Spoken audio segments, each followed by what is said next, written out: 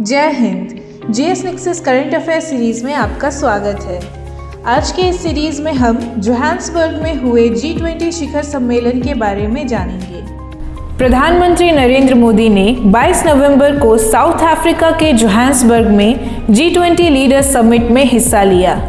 यह summit south Africa के president Cyril Ramaphosa के द्वारा होस्ट किया गया। G20 समिट्स में प्रधानमंत्री नरेंद्र मोदी की यह 12वीं भागीदारी थी, जो ग्लोबल स्टेज पर भारत की लगातार और मजबूत मौजूदगी को दिखाता है। अब हम आगे बढ़ते हैं भारत के विजन की ओर। प्रधानमंत्री ने G20 के सभी देशों के लिए ग्लोबल ग्रोथ, डेवलपमेंट और वेलबीइंग को बढ़ावा देने के लिए 6 बड़े आइडिया पेश किए हैं। पहला, G20 global traditional knowledge repository. इसका मकसद है दुनिया भर से पुरानी जानकारी और पारंपरिक तरीकों को इकट्ठा करना और बचाना। इसका फ़ायदा यह है कि आने वाली पीढ़ियां इस मिलीजुली जानकारी का इस्तेमाल कर सकती हैं।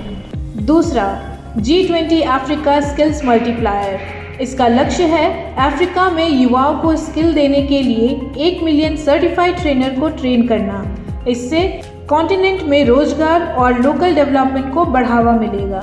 तीसरा, G20 global health care response team. G20 देशों से एक्सपर्ट्स की एक टीम, जिसे ग्लोबल हेल्थ चुनौतियां जैसे महामारी की स्थिति से निपटने के लिए दुनिया में कहीं भी तैनात किया जा सकता है।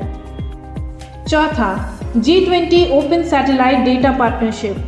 G20 स्पेस एजेंसियों से सैटेलाइट डेटा डेवलपिंग देशों के साथ शेयर किया जाएगा, जो खेती, मछली पालन और डिजास्टर मैनेजमेंट के लिए उपयोगी होंगे। पांचवा, G20 क्रिटिकल मिनरल्स सर्कुलैरिटी इनिशिएटिव। इसका फोकस है रिसाइकलिंग, अर्बन माइनिंग और सेकेंड लाइफ बैटरी प्रोजेक्ट्स, जिसका मकसद है ग्लोबल सप्लाई चेन को मजबूत करना और साफ सुथरा विकास करना। छठा, ड्रग टेरर नेक्सस का मुकाबला करने के लिए G20 इनिशिएटिव। इसका मकसद है ड्रग ट्रैफिकिंग और टेररिज्म के बीच का लिंक तोड़ना, जो ग्लोबल सिक्योरिटी और कानून लागू करने में मदद करेगी।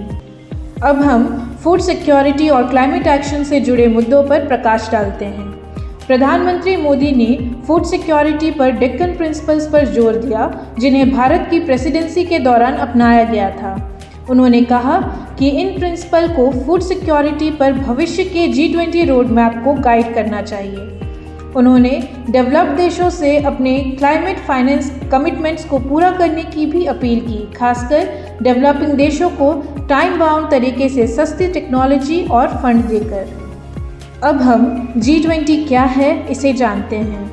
G20 या ग्रुप ऑफ 20 दुनिया की बड़ी डेवलप्ड और डेवलपिंग इकोनॉमी का एक इंटरनेशनल फोरम है। इसके मेंबर्स में 19 देश, यूरोपियन यूनियन और अफ्रीकन यूनियन शामिल हैं।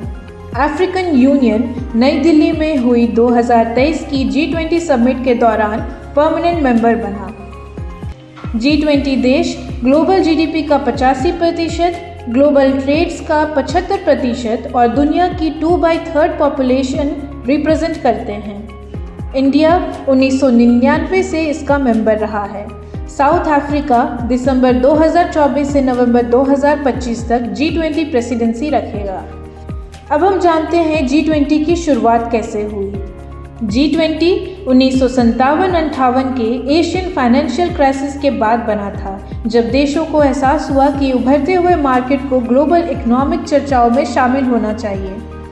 इसकी शुरुआत 1999 में फाइनेंस मिनिस्टर और सेंट्रल बैंक गवर्नर की मीटिंग के तौर पर हुई थी। 2008 में ग्लोबल फाइनेंशियल क्राइसिस के बाद इसे हेड ऑफ स्टेट लेवल पर अपग्रेड किया गया। 2009 में पीटर्सबर्ग समिट में G20 को इंटरनेशनल इकोनॉमिक कोऑपरेशन के लिए सबसे बड़ा फोरम घोषित किया गया। 2011 से G20 समिट हर साल होता आ रहा है। जोहान्सबर्ग में पीएम मोदी का हिस्सा लेना ग्लोबल डिप्लोमेसी में भारत की लीडरशिप भूमिका को दिखाता है। यह development, security, health, climate action और अफ्रीका की ग्रोथ पर भारत के फोकस को दिखाता है। आज के लिए इतना ही। आगे इस तरह की महत्वपूर्ण जानकारियों के लिए जीएस नेक्सस के साथ जुड़े रहें।